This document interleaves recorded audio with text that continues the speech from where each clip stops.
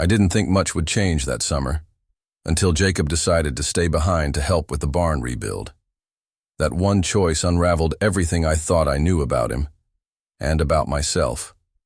It started with a cracked beam and a pile of old lumber no one else wanted to sort. The church elders said it was dangerous, best left to someone young. Jacob offered without hesitation, brushing straw off his sleeves and nodding like it was no big deal. Of course he did. That was Jacob. Steadfast, quiet, always the first to volunteer. And me? I followed after him like I always had, even when no one asked me to. We'd grown up together in the same corner of Lancaster County, where the sun bled. Gold across the fields, and the air always smelled of tilled soil and hay. He was my closest friend, the only person I could sit beside in total silence and feel understood. But this summer felt different. Not in a loud, obvious way, more like a quiet hum beneath the surface, like something waiting to be noticed. We were 17 now, old enough to be sent off to help families across the district, old enough to start thinking about our future within, or maybe outside, the Ordnung. We'd been assigned together for this rebuild, and I couldn't tell if that made me relieved or nervous. The farm we were helping belonged to an older couple, the Glicks, who offered us a spare room in the attic and a key to the tool shed. The space was simple: 2 narrow beds, a window facing the hills, and an old hayloft that creaked with every breeze. We'd be here for 2 weeks, working from dawn till dusk, hauling beams and sanding boards. Manual labor was nothing new. But what unsettled me was how aware I was of him now, of the way his shirt clung to his back when he worked, how his laugh cracked open something deep inside me. I caught myself watching him when I shouldn't. His hands, the curve of his smile, when he teased me, the way he leaned back on his heels after finishing a task. It wasn't just admiration anymore, not the kind we were taught to have for one another. It felt dangerous, like something I couldn't name but couldn't look away from. He had no idea, or maybe he did, but he never said anything, and I didn't dare. Not when everything we knew could shift with a single word. So I stayed quiet, kept my thoughts tucked away, folded like a secret letter in the back of my Bible. But that summer, something was already beginning to unfold. Jacob and I had known each other since before we could spell our own names. Our mothers used to lay us down side by side on the quilts during quilting bees, our bare toes brushing while the women stitched above us. We'd grown like weeds in the same soil, shared school benches, chores, and Sunday meals. Over the years, our friendship became something easy and constant, like the way sunrise always caught the tops of the cornfields first. By the time we were old enough to work the farms, we knew each other's rhythms better than we knew our own. I could tell when he was about to speak, just by the way his lips twitched. He always knew when I was about to fake a cough to get out of extra milking. He'd roll his eyes and shove me lightly in the shoulder. That summer we fell back into that rhythm effortlessly. Only now it felt laced with something more electric. We worked side by side, sanding down beams, rehanging barn doors, sweating through the thickest heat of July. The hours passed quickly when he was nearby. Sometimes he'd hum under his breath, some tune he refused to admit he liked, and I'd wait for the moment he noticed me smirking at him. "Don't start," he'd warn, shaking his head. "You hum that same tune every day." "That's 'cause I know it drives you crazy," I'd say, throwing a straw at his arm. The barn wasn't the only thing being rebuilt. We were too, in a quiet way, closer than ever, but also on some unspoken edge neither of us dared name. One evening, as we unpacked our bedrolls in the attic room, we realized there was only one cot set up. A second one leaned in the corner, frame bent, slats missing. "Guess we'll have to fix that," Jacob muttered, crouching beside it to inspect the damage. "I'll take the floor," I offered too quickly, my voice coming out higher than I meant. Jacob glanced at me over his shoulder, his brows raised. "You always say your back hurts on the floor." "Maybe I like suffering now." I grinned, trying to play it off. He laughed, soft and throaty, then stood. "Well, I'm not making you sleep in the hayloft with the raccoons. We'll figure it out." We didn't fix the second cot that night. We laid our bedrolls side by side instead, barely a foot of air between us. I stared at the rafters long after his breathing evened out. Every exhale of his chest seemed to move the space around me. The next morning, when we passed each other tools in the barn, our fingers brushed, not on purpose, but neither of us pulled away. He looked at me then, just a glance, nothing more. But it lingered, and I felt it all the way to my ribs. I wondered if he noticed the way I hesitated before handing him the hammer, or how I sometimes watched him from the corner of my eye when he wasn't looking. He had a habit of biting the inside of his cheek when he was thinking, and I'd memorized it without meaning to. There were times I wanted to ask him what he was thinking when he got quiet, like during our walks back from the fields when the sun hung low and made everything gold. I'd ask something meaningless just to hear him answer. "You ever think about leaving here?" I asked one night, our boots crunching over gravel. He looked at me sideways. "Where would I go?" I shrugged. "Anywhere. Just somewhere else." Was quiet for a moment. "Maybe. Sometimes. But I'd want to go with someone who gets it." "Yeah," I said, my throat tight. "Me too." We didn't say more. But something hung in the silence after that. Warm, restless, waiting. The hayloft always smelled of dust and sunshine. That's how I thought of it. Like sunlight had a scent, warm and dry, soaked into every wooden beam and strand of straw. It became our place after long work days, when our arms were sore and our shirts stuck to our backs with sweat. We'd climb the ladder and lie side by side, staring at the rafters, too tired to talk, too at ease not to. It wasn't part of the plan. The Glicks had said we could use the loft to store tools or take breaks, but we turned it into something else, an escape from the weight of the world below. Up there it was quiet. Just the creak of wood, the rustle of mice in the corners, and our own slow breaths. The night it happened, we were caught late finishing the last of the siding. By the time we cleaned up and made it inside, the attic was stifling, hot enough to make it hard to breathe. I tossed my shirt off, lying back against my pillow, sweat cooling against my chest. Jacob came in after, shirt slung over his shoulder, hair damp. He stood by the open window for a while, letting the breeze hit his face. I watched him from the edge of my vision, heart tapping faster with every second. He turned after a moment, rubbing a hand over the back of his neck. "It's like an oven up here." "Want to sleep in the loft?" I offered. I meant it casually. I didn't feel casual.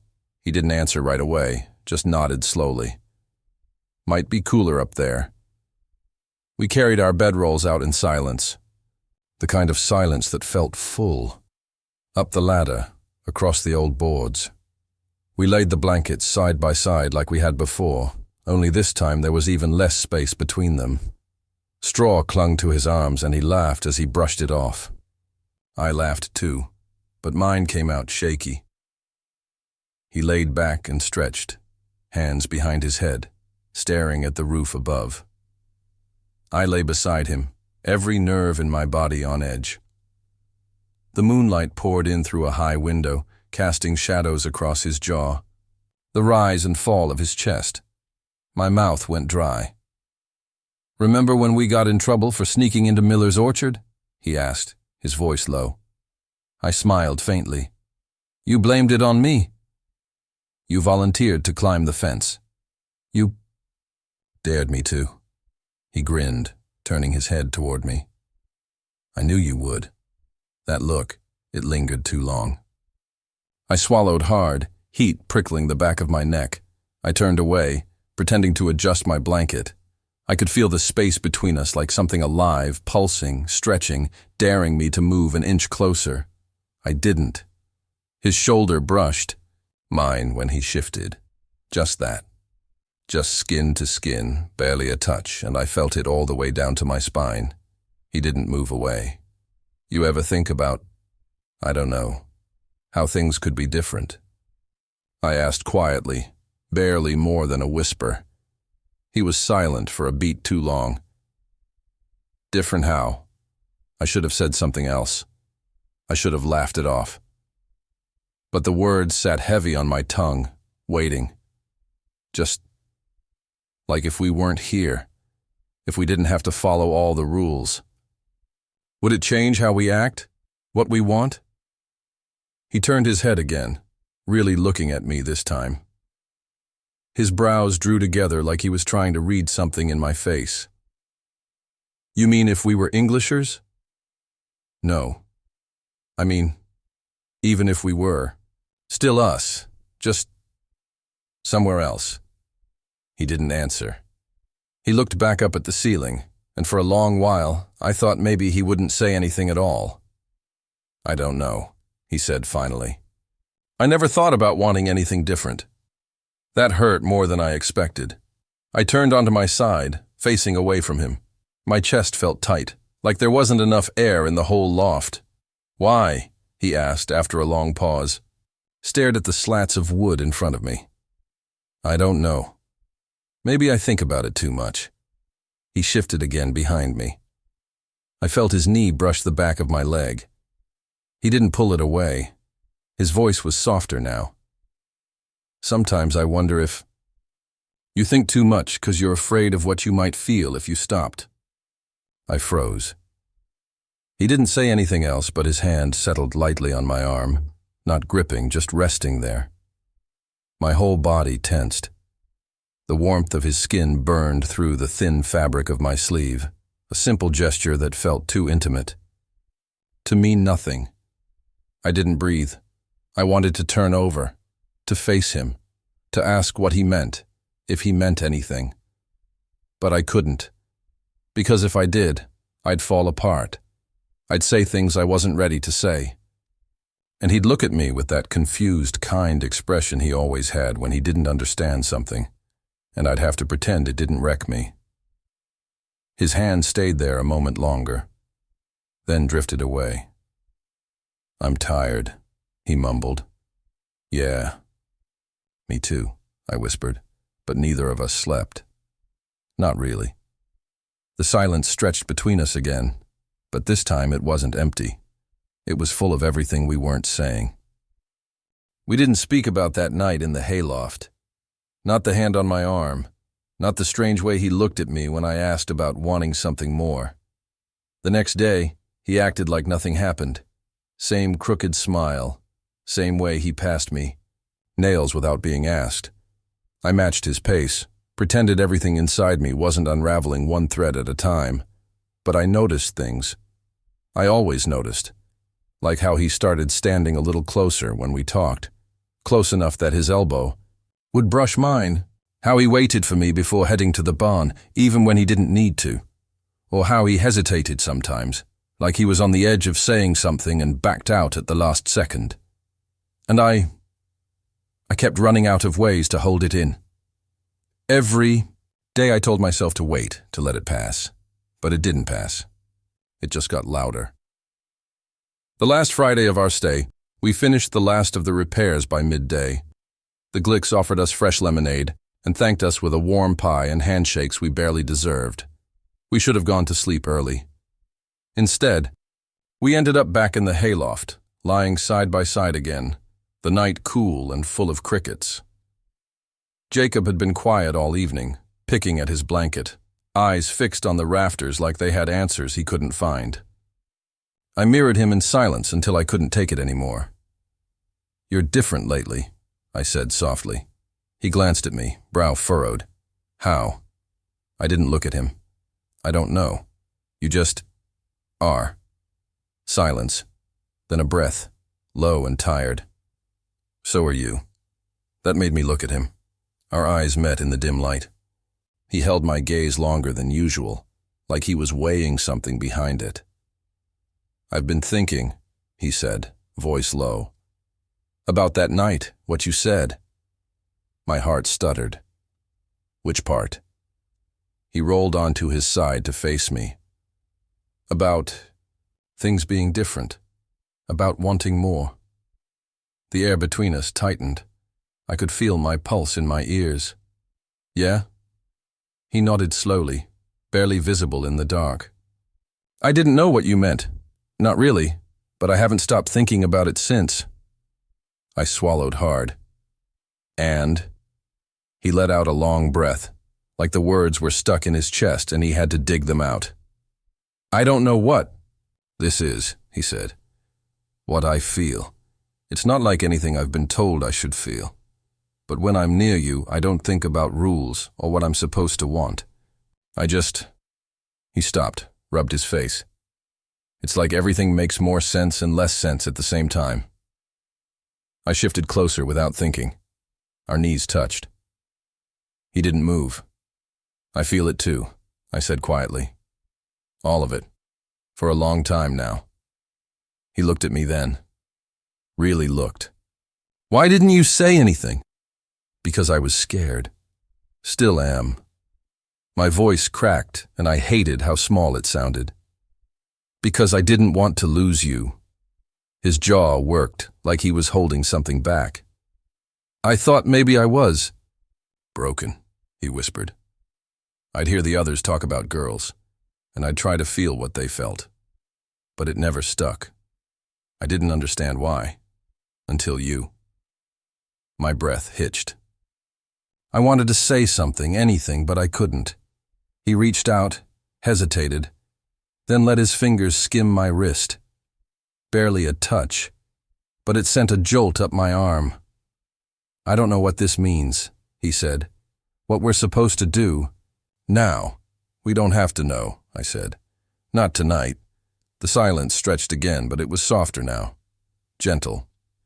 He was still holding my wrist like he needed the anchor. I turned my hand, letting our palms press together. His fingers curled instinctively, locking between mine. We lay like that for a long time. I watched the way his chest rose and fell, slow and careful, like he didn't want to wake himself up from something he couldn't believe was real. Can I? He started, then faltered. I turned toward him, meeting his eyes. What? His lips parted, but the words didn't come. Instead, he leaned in, not fast, not bold, but unsure. Hesitant. I met him halfway. Our foreheads touched first, then noses. And then, finally, our lips. It wasn't perfect. It was nervous and trembling and far too soft. But it was real. And when he exhaled into the kiss like he'd been holding his breath for years, I knew we'd crossed something we couldn't come back from. He pulled away first, only a few inches, his face still close enough to feel. I didn't know, he murmured. I didn't even know this existed. I smiled, pressing my forehead to his. Now you do. His hands came up to cup my face, his thumb brushing just beneath my eye. I don't want to pretend anymore, he said. Then don't, I whispered. Not with me. He nodded, then kissed me again. Firmer this time, less afraid. And I kissed him back, pouring everything I'd buried for years into it. Somewhere below, the wind moved the barn doors, just enough to creak. The world was still turning, still changing, but up there, in the loft, we were still. Together. Finally. The morning after felt different, not in some earth-shattering way, but in the quiet shift of everything I'd always known. I woke up before the sun had fully climbed over the trees, the hayloft bathed in soft gray light. Jacob was still beside me, curled on his side, his face turned toward me, breathing slow and even. I watched him for a while, memorizing the curve of his lips, the way his brow always looked a little furrowed, even in sleep. My hand was still halfway tucked into his. We hadn't moved much during the night. I wasn't sure either of us had dared to. Eventually, he stirred, blinking himself awake, and for a second, I saw it. The panic, the doubt, the question on his face like maybe it had all been a dream. But then his eyes found mine, and he smiled, soft, sleepy, and real. "Hey," he whispered. "Hey," I whispered back. He stretched, groaned lightly, and then flopped onto his back with a sigh. "My neck's killing me." "That's what you get for kissing boys in barns." He laughed, a real, full laugh, and turned his head toward me again. "So that's what I'm calling it now?" I shrugged. "Just saying the hay doesn't offer much neck support." He rolled onto his side again, his hand finding my shirt and giving it a small tug. "Well, maybe next time we find a place with pillows." The word "next time" hung between us, a thread of hope neither of us wanted to cut. For a while, we just lay there, bodies close, knees touching, like we'd been doing it forever. But now the silence felt full of ease instead of tension. I didn't have to hide the way I looked at him. He didn't flinch when I reached over to brush a piece of straw from his hair. "Are we really doing this?" he asked after a while. His voice was careful, not afraid, just uncertain. I nodded slowly. "If you want to." He chewed the inside of his cheek, thinking. "I do. I don't know how. What if we mess it up?" I reached out, lacing my fingers through his. "Then we mess it up. Together." He gave a crooked smile at that. "We'll be the worst-kept secret in Lancaster County." "Only if you keep making goo-goo eyes at me over the chicken coop?" He laughed again, shook his head. "I hate when you say goo-goo eyes." "Well then, stop giving them to me." He leaned in and bumped his forehead against mine. "You're a pain. You kissed me first. I barely kissed you. You did the real kissing." "Lies," I whispered. He kissed me again, soft and brief, and pulled away, grinning. "Okay, fine. Maybe a little truth." We spent the rest of the morning pretending we weren't on borrowed time. We talked about the next few weeks, how we'd go home to our separate towns, how we'd write letters that had to sound casual just in case someone else read them. "We'll have to be careful," he said. "I know. But I don't want to pretend we're just friends anymore." "We won't," I said. "Even if it's only in the spaces between letters, or the way we look at each other across a room. We'll know." He nodded and looked out the open, loft window, where sunlight was beginning to stretch across the fields. "You make me feel like I'm not crazy for wanting this," he said. "You're not," I told him, "and you're not alone." He didn't say anything, just leaned into me, letting our shoulders press together as the wind moved gently through the slats in the wall. We sat like that for a long time, with no need to fill the silence. Because now, I knew he felt it too. Every glance, every brush of skin, every unspoken word, it was all finally real. We packed up our things the next morning, folding blankets that still smelled faintly of hay and summer sweat.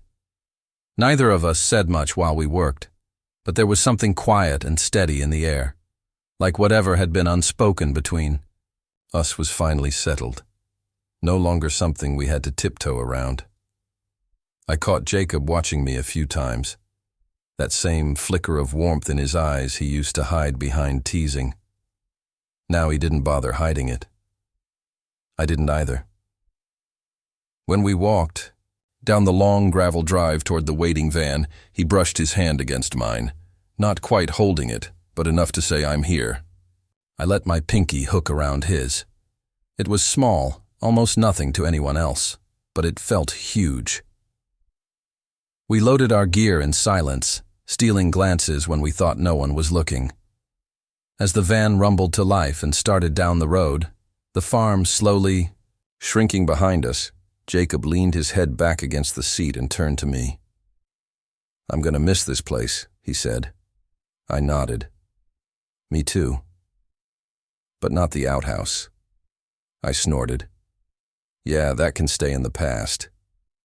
We sat shoulder to shoulder in the back seat, legs touching just enough to notice.